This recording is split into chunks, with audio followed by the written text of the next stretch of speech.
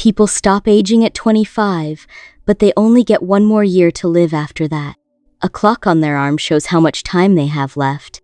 Time is also used like money.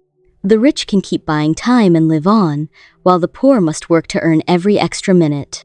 Will wakes up and sees he has less than a day left. He goes downstairs and sees his mother, Rachel, who is turning 50. They start off cheerful, but their talk turns to money problems. Rachel says she has 3 days left and reminds Will about their bills and debts.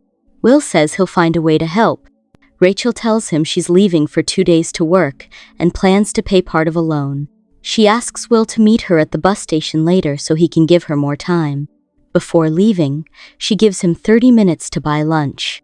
Will hugs her, says goodbye, and leaves for work. While heading to his job, Will sees a young girl named Maya.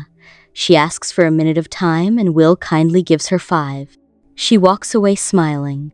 At the factory, Will meets his friend Borel. They work together building devices that store time. After a long day, Will finishes his shift and checks his pay. It's less than expected. He complains, but the manager says the target was raised and Will didn't meet it. Later, Will stops by a bar. A group of men ask him to join a game, but he refuses. Before leaving, he reminds one of them that he still owes Will an hour. Will takes the hour and goes to sit with Borel, who's clearly drunk. Borel points out a stranger who's been buying drinks for everyone.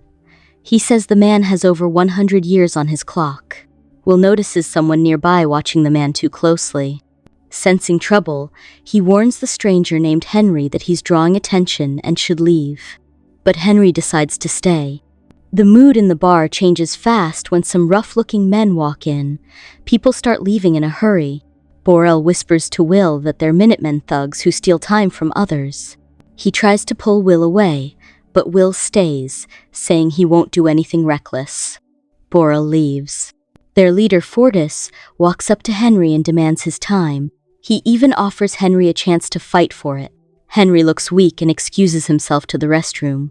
A Minuteman follows and stands guard. Suddenly, Will storms in, knocks out the guard, and helps Henry escape.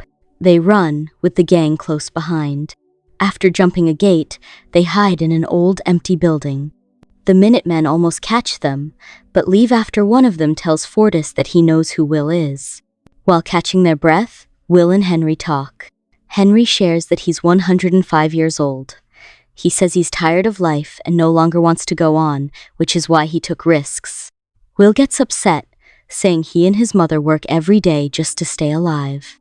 Henry then explains the truth about their world. The wealthy raise costs on purpose, forcing the poor to run out of time. This lets the rich collect more and live longer. He says there's more than enough time for everyone, but greed keeps things unfair. Henry asks Will what he would do if he had all the time in the world. Will says he wouldn't waste a second of it. Henry thinks about his words. Soon after, they both fall asleep.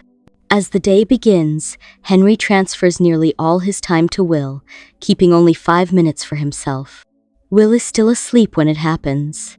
Later, Will wakes up and sees his clock now shows more than 100 years. He looks around and finds Henry sitting on a bridge. With a quiet smile, Henry lets his final seconds run out and falls into the river below. Will goes to visit Borel. Borel's wife, Greta, is holding their newborn baby. Will asks to see Borel and shows him the time he now has. He tells Borel about what happened the night before. When Borel asks what he plans to do, Will says he wants to fight back against the system. Before he leaves, Will shares some of his time with Borel. As Will walks off, Borel glances across the street at the bar, thinking about what he might do next. At the same time, Rachel uses 2 days of her time to pay a loan and heads to catch a bus. But when she gets there, the fare has gone up. She doesn't have enough. She begs the driver and others for help, but no one responds. In a panic, she starts to run. Will learns what's happening and rushes to find her. Both of them are running, their clocks nearly empty. They finally spot each other and sprint toward one another. But it's too late. Rachel runs out of time just before Will reaches her. Rachel collapses into Will's arms, her time gone. He holds her, tears falling, knowing they were just seconds away from the life they always dreamed of. Now Will has more time than he ever thought possible, but not the one person he wanted to share it with. The next day, timekeepers find Henry's body in the river. Raymond, the senior officer, and his partner Jaeger examine the area.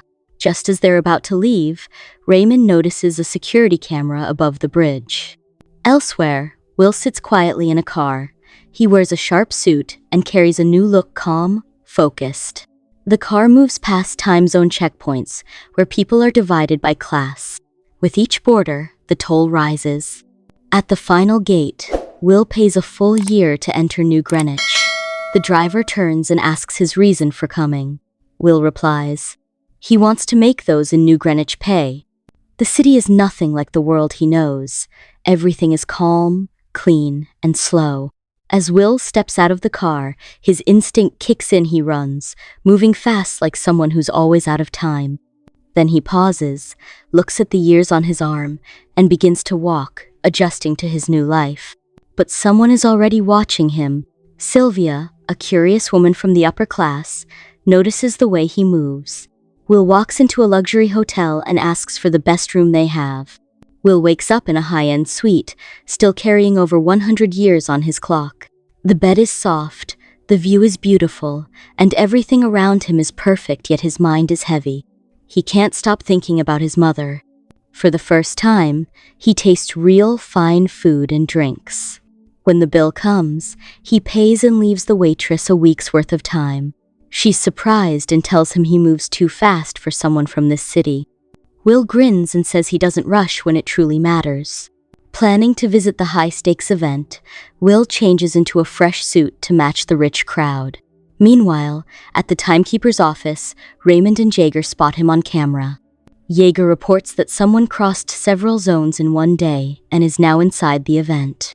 Raymond searches Will's name and realizes he knew his father. Will sits at a poker table. As cards are dealt, a wealthy man named Philippe introduces himself. Philippe is calm, confident, and owns more time than most can imagine. Will plays cool and wins big, gaining over 200 years in just a few rounds. Philippe raises the stakes by 50 years. Will doesn't flinch and calls. As the final card lands, the 6 of diamonds, Will's eyes shift towards Sylvia, the elegant woman beside Philippe. Philippe slowly rolls up his sleeve, showing nearly 0 years on his arm. He talks about how the world works, claiming the poor die off because they're meant to. He calls it natural order. Then Philippe raises the bet by 200 more years. Will matches the raise without hesitation, leaving only 30 seconds glowing on his arm. Will wins the hand and walks away with 0 years. The risk pays off, and it brings excitement to Philippe's otherwise dull life. Seeing Will glance at Sylvia, Philippe jokes, asking if she looks like his grandmother, mother, or wife. Will smiles and says, "She's just beautiful."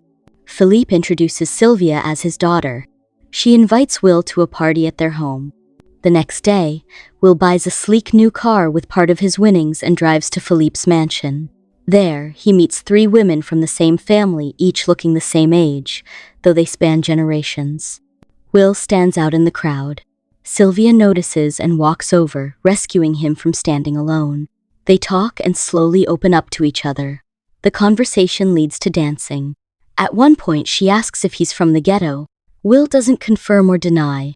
Sylvia admits that having so much time hasn't made her life better. It's made her feel trapped. She explains how she's always watched, always protected, never truly free. Meanwhile, her father and mother keep a close eye on them.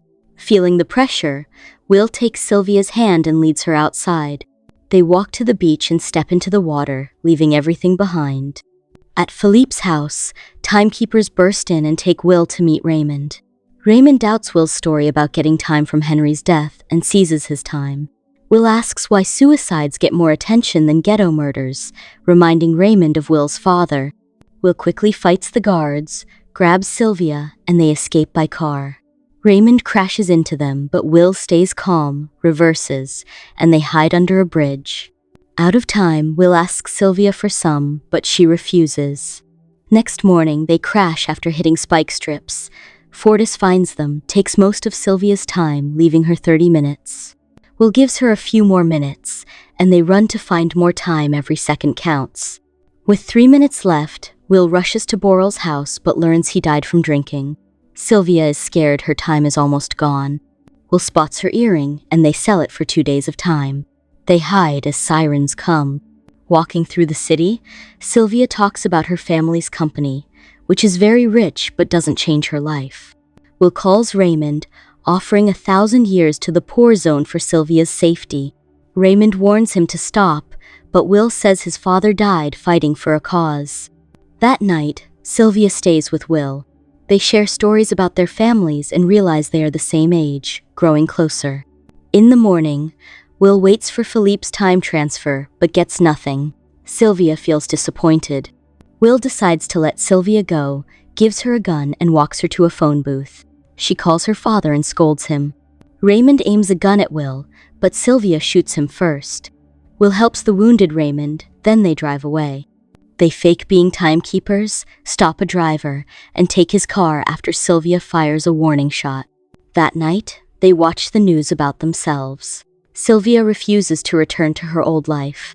At his office, Philippe denies paying the ransom. Raymond arrives and says Sylvia won't be saved, blaming her stubbornness. Raymond refuses Philippe's bribe and says he will arrest his daughter. The next day, Will teaches Sylvia to shoot and shares his plan to give time to the people. Sylvia offers to help. At a loan office, a truck crashes in.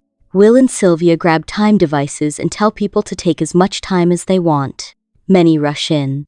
Will later gives time to Greta, Maya, and a charity time distributor. Fortis keeps hurting people for their time and posts a reward to catch Will and Sylvia. Philippe watches the news about his daughter stealing again. That night, Raymond and timekeepers surround Will and Sylvia's motel. They escape through a window. Raymond chases them through streets and rooftops. A gunfight breaks out, but Will and Sylvia catch a bus and get away. Fortis searches for them, threatening people for information. One man offers to reveal where they hide. At the motel, Will and Sylvia accept the danger ahead. Sylvia feels more alive than ever. Fortis breaks in but offers Will a strength fight to save himself. Will accepts. Will fights hard, nearly losing, but wins when Fortis loses focus. Will shoots Fortis's men and takes his time. Later, on a rooftop, Will feels hopeless as prices rise. He thinks only 1,000,000 years could change things.